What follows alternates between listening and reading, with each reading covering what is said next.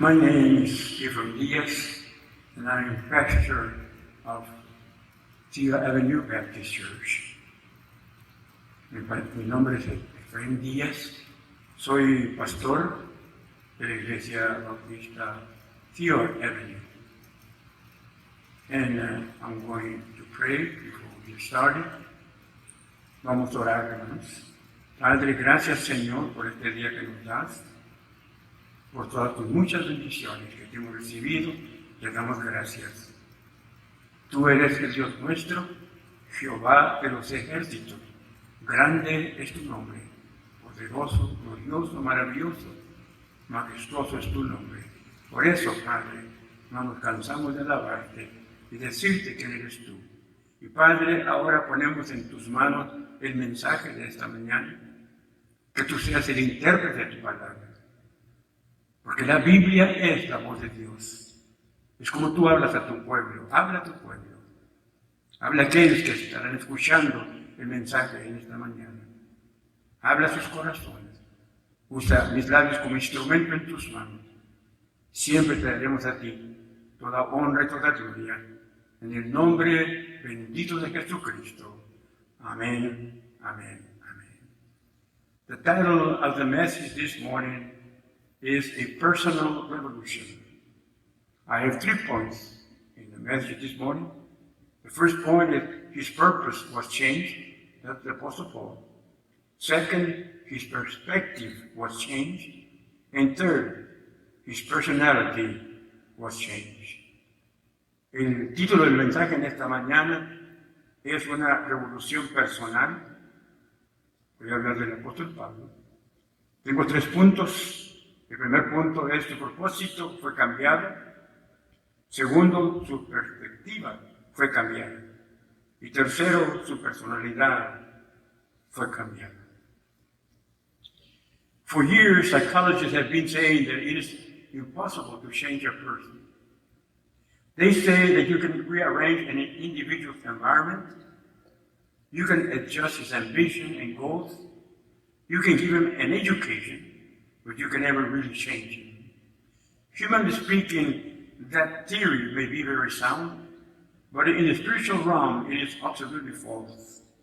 Millions of people in this world can testify, along with me, that a man, woman, boy, or girl can be radically transformed in life through a personal relationship with the Lord Jesus Christ. Primeramente, el primer punto. Por años los psicólogos han dicho que es imposible cambiar a una persona. Dicen que tú puedes volver a arreglar el ambiente de esa persona, puedes ajustar su ambición, propósito, le puedes dar una educación, pero que nunca verdaderamente puedes cambiar a la persona. Humanamente hablando, esa teoría quizás parezca bien, pero en el ramo espiritual es absolutamente falso. Porque millones de personas en este mundo testifican junto conmigo de que un hombre, mujer, joven, señorita, pueden ser transformados radicalmente en la vida por medio de una relación personal con Cristo Jesús. The Apostle Paul wrote 2 Corinthians chapter 5 and verse 17. Therefore, if any man be in Christ, he is a new creature. All things are passed away. Behold, all things are become new. And that is a promise from the Word of God. We can be totally changed, become new creatures. No one was more qualified to write that verse as scripture than the Apostle Paul. His life was a classic example of a life totally transformed by the changing power of Jesus Christ. If ever a man was stopped writing his tract and magnificently changed in every way, Paul was that man.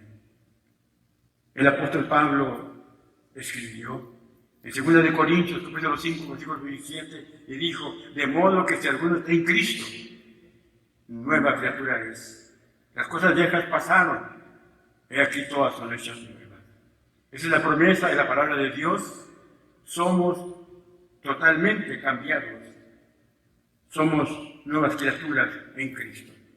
Nadie era más cualificado para escribir este versículo en la Biblia que el apóstol Pablo. Su vida fue un ejemplo clásico de una vida totalmente transformada, cambiada por el poder de Jesucristo. Let's look into Paul's life and examine three marvelous changes that the Lord brought in the Apostle Paul. Veamos la vida del apóstol Pablo y examinemos tres cambios maravillosos que Cristo hizo en la vida de Pablo. First, we have his purpose was changed. Paul's purpose was dramatically changed. The book of Acts relates that Saul of Tarsus was actively engaged in a deliberate program to eradicate Christianity. He hated it and everything it stood for. The first time we were introduced to this man is in the book of Acts chapter 7 at the martyrdom of Stephen. And verse 58 tells us that the witnesses laid their clothes at the feet of Saul, who was consenting unto Stephen's death. Saul stood by and watched the brutal stoning of Stephen, and even guarded the coats of those who threw the stones. Primero tenemos su propósito fue cambiar. El propósito de Pablo fue dramáticamente cambiado.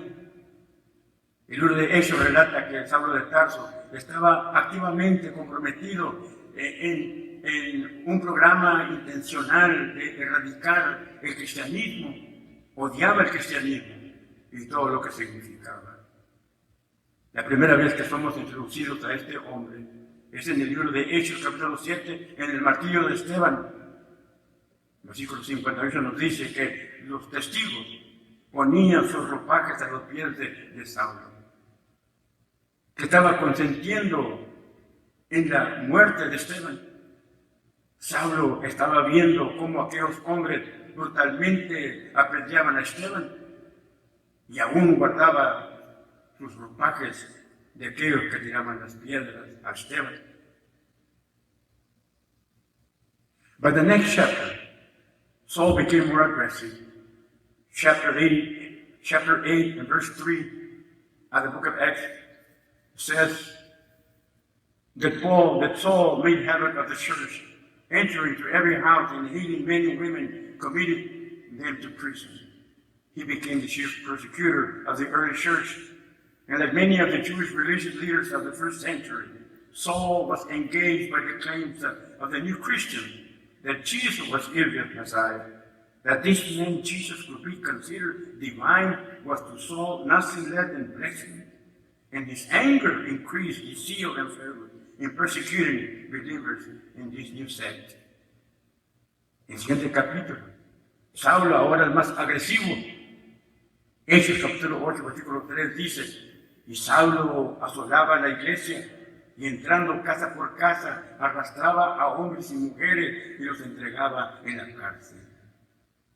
Vino a ser el perseguidor principal de la iglesia del primer siglo, y como muchos de los judíos religiosos del primer siglo, Saulo estaba enfurecido por el reclamo de estos nuevos cristianos de que Jesús era el Mesías de Israel, de que este hombre Jesús fuera considerado como divino.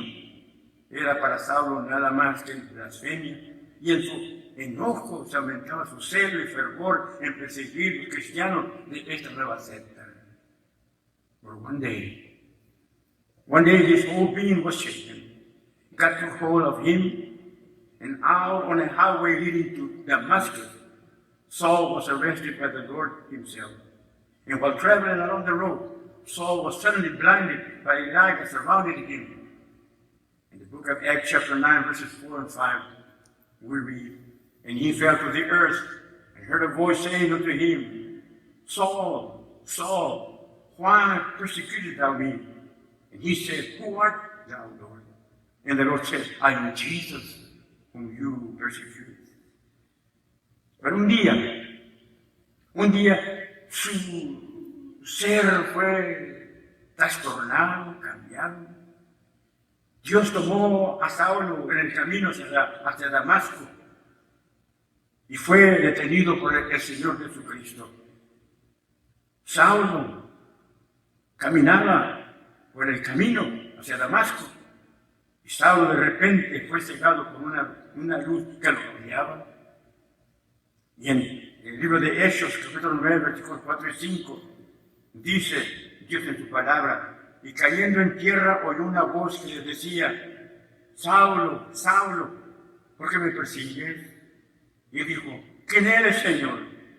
Y él le dijo, yo soy Jesús, a quien tú persigues, dura cosa que es dar contra el aguijón. Saul started on the road to Damascus to find Christians there to persecute. He was stopped short by the Lord himself, and his whole life purpose began to undergo a total change. He undoubtedly felt he was doing the right thing in his attempt to step up Christianity. But he found out that he was really fighting God. Saulo comenzó en el camino hacia Damasco para encontrar cristianos y perseguirlos, pero el Señor lo paró en el camino. Y su propósito de toda su vida empezó a tener un cambio total. Y sin duda sentía que estaba haciendo el bien. Con el intento aquel de erradicar el cristianismo de la faz de la tierra. Pero encontró que estaba peleando en contra de Dios. This encounter represented crisis in the life of Saul, who came to be known as Paul. For when he cried out, "Who art thou, Lord?" he was acknowledging the lordship of Jesus Christ. And the same man who had been casting many women into prison for their faith in Jesus Christ had just acknowledged Jesus' lordship. Saul called Jesus Lord. Este encuentro representaba una crisis en la vida de Saulo, que vino a ser conocido como Pablo,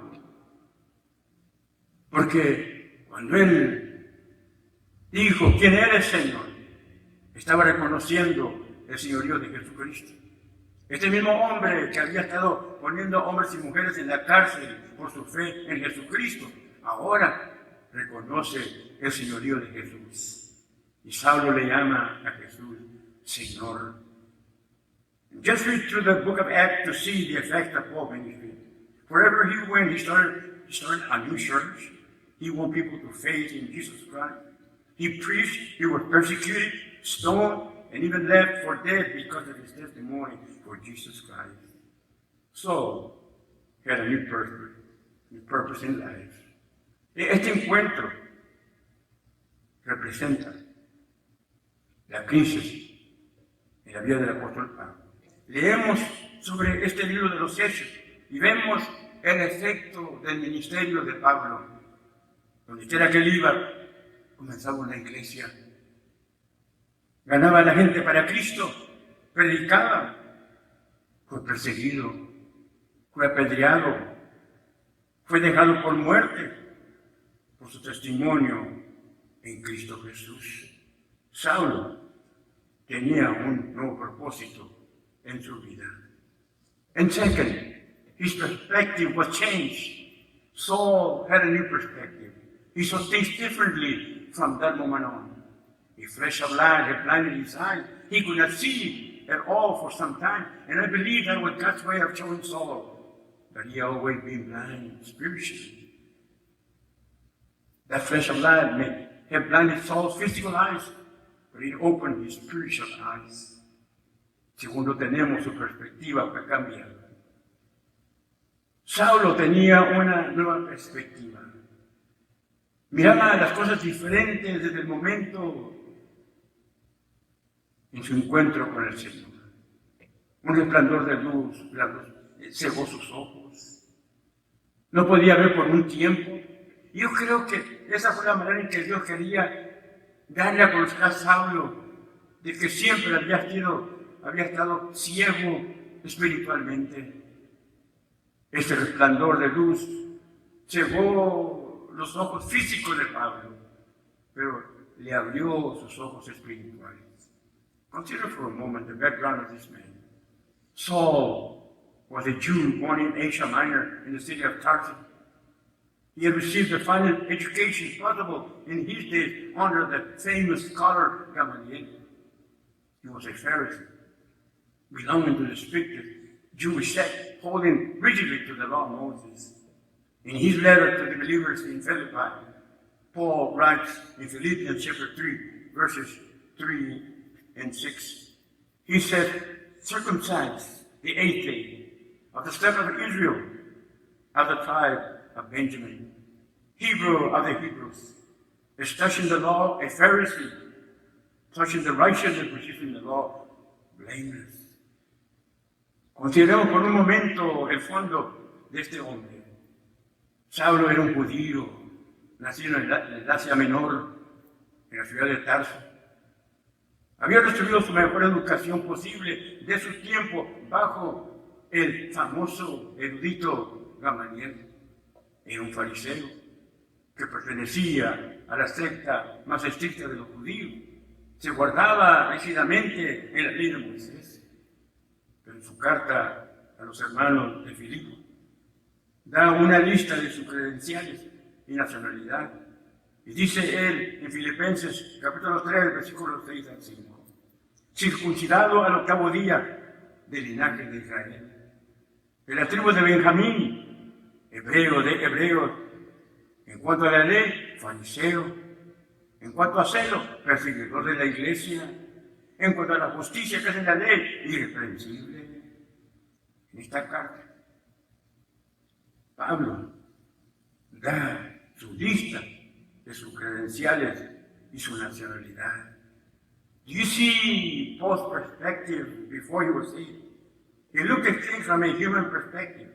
Comparing himself with other men was a source of pride to him.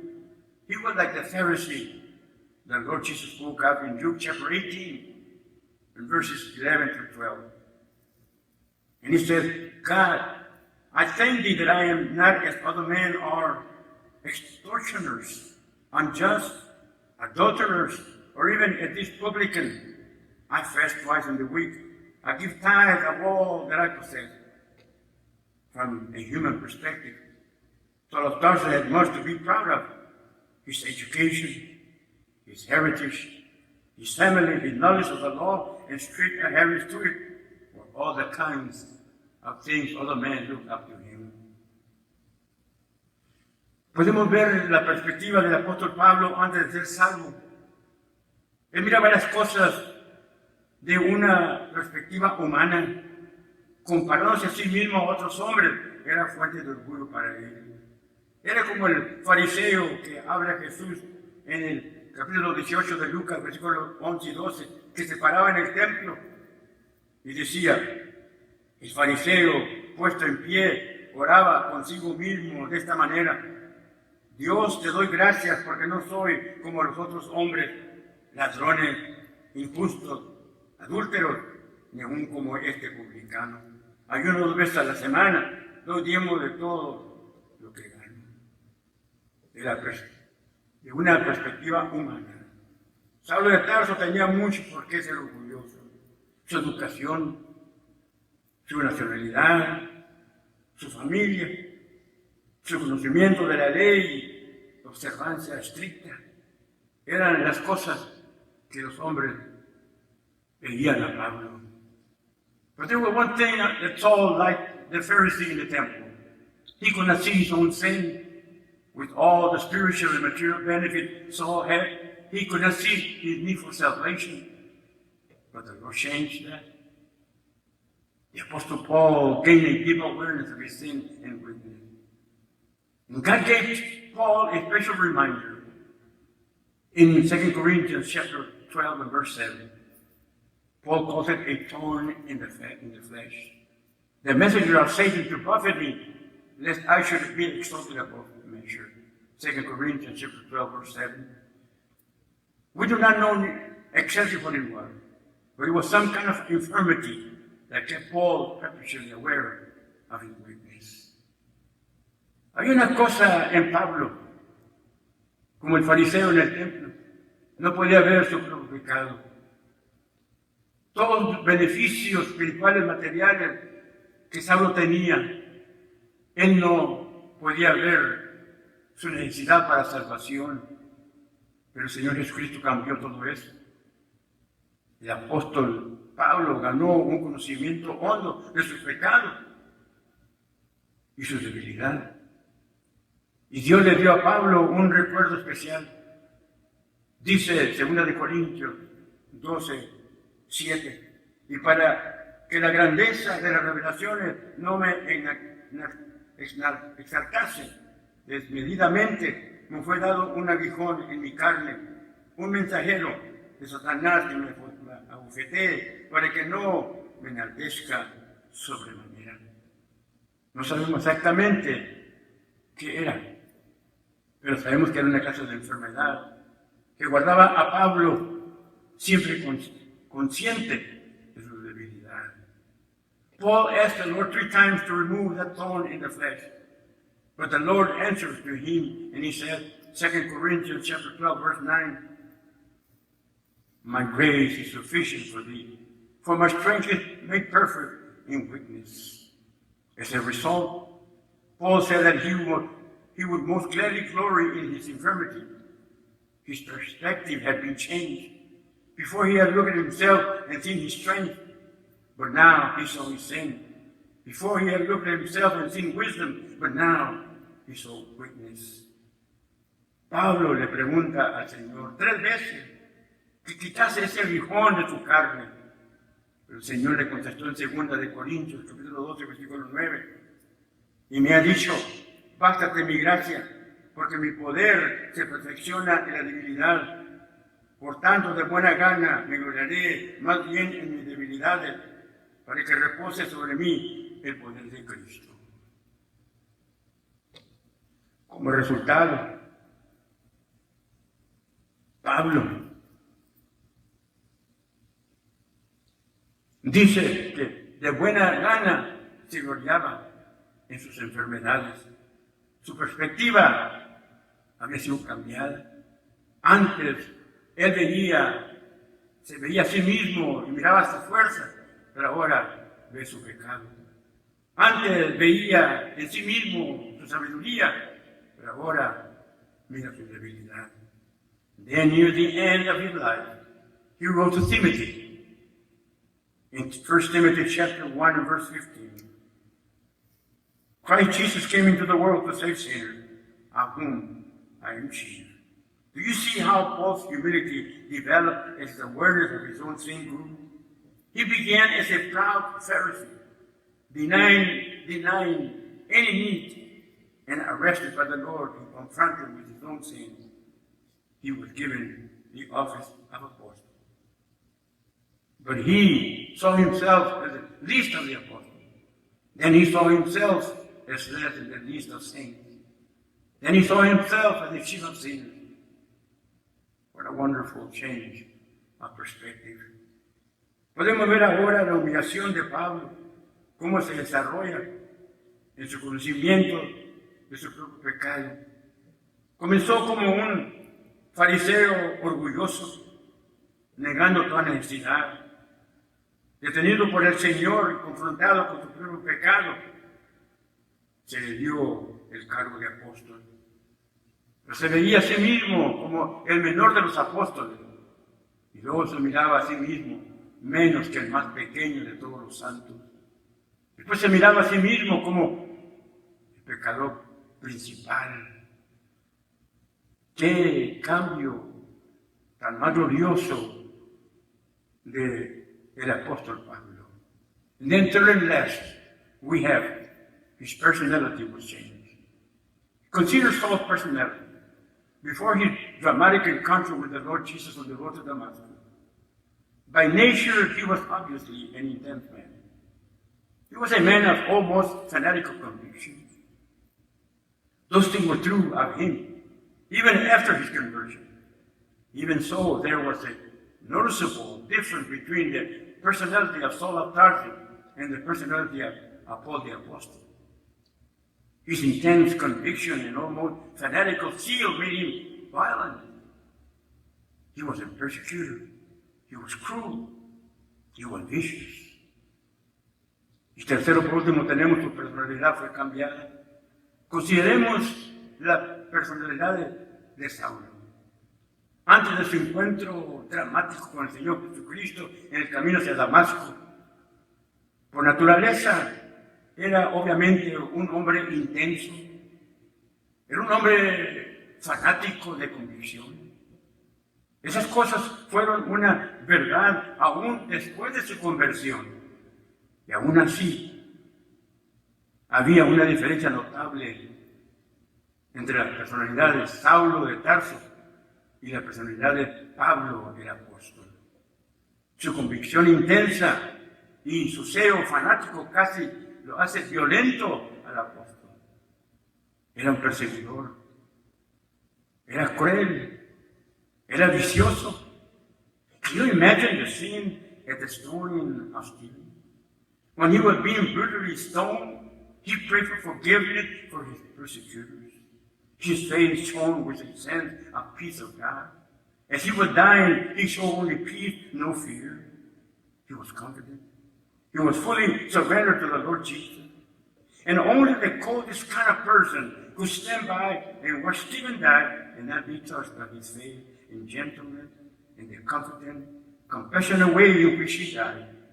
But Saul stood there unmoved. In fact, if Stephen's death did anything to Saul of Tarsus, it made him more determined than ever to persecute Christians. What kind of a man would he have been? ¿Te puedes imaginar?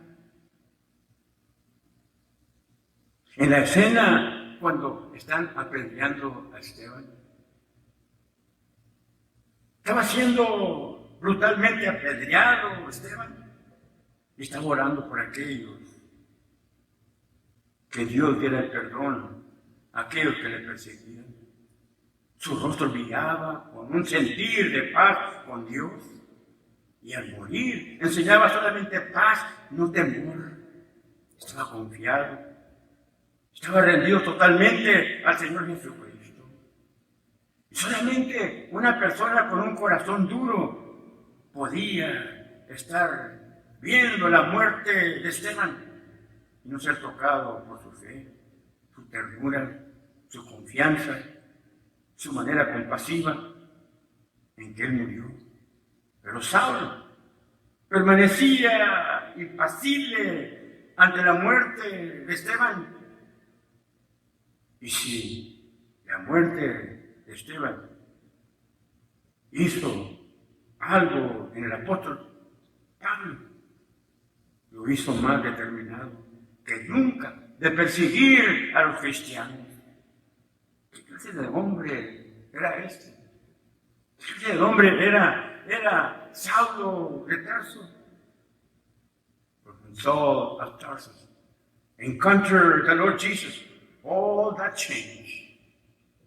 His first words to the Lord were, Lord, what will thou have me to do? And those words characterized the rest of Paul's life. Instead of a proud, arrogant Pharisee, ruthless and cruel in persecuting the church, Paul became a humble, submissive apostle, and he himself was persecuted. You see what a transformation there was in Paul's life. He changed from hating the Lord and everything he stood for to acknowledging him as Lord in his own life and giving his life in service. Paul went anywhere, everywhere for the Lord Jesus. Cuando Saulo de Tarso tuvo el encuentro con el Señor Jesucristo, todo eso cambió en su vida. Sus primeras palabras fueron, Señor, ¿qué quieres que yo haga? Y esas palabras lo caracterizaron para el resto de su vida. En vez de un fariseo orgulloso, arrogante, cruel, persiguiendo la iglesia, ahora Pablo es un apóstol humilde, sumiso, dócil, y él mismo fue perseguido. Podemos ver la transformación en la vida de Pablo. Cambió de un odio a Dios y por todo lo que significaba para reconocer a Dios como Señor en su propia vida y dar su vida en servicio al Señor. Pablo iba donde quiera y por todas partes por el Señor Jesucristo. We see from the conversion of Paul that the Lord can save anyone. It seemed that all the people in Judea in the first century Saul of Tarsus was the least likely to accept Christ as Savior. But the Lord worked a miracle in his life. There is no one who cannot be reached by the saving power of the Lord Jesus. God can transform the life of anyone who will turn to Christ. Podemos ver de la conversión de Pablo que el Señor puede salvar a cualquier persona, no importa su vida. Porque parece que de todas las gentes en el primer siglo, Saulo de Tarso era menos que aceptar a Cristo como Salvador. Pero el Señor trabaja milagros en la vida. No hay nadie que no pueda ser alcanzado por el poder de Jesucristo. Dios puede cambiar la vida de cualquier persona si esa persona solamente viene a Cristo. Pero quizás dices tú, pastor, no conoces mi vida. Yo maté a un hombre, ¿qué importa? Moisés mató a un hombre y Dios le dio los 10 mandamientos. Uno de los mandamientos dice, no matarás. Tú estás diciendo, pero pastor, tú no entiendes mi vida, ¿cómo es mi vida?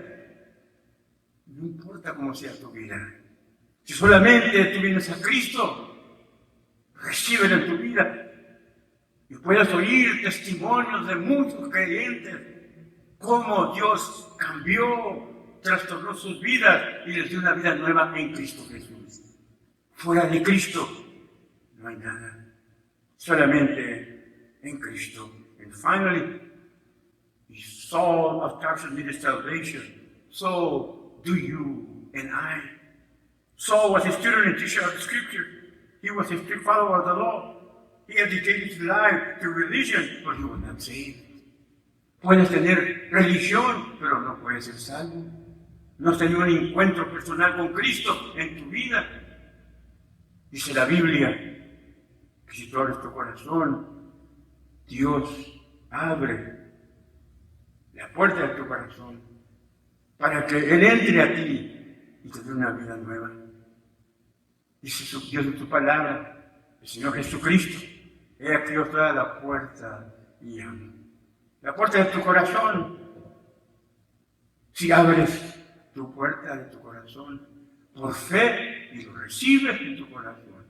Dice la Biblia que el Espíritu Santo viene a tu vida y hace en tu corazón un templo donde mora el Espíritu Santo.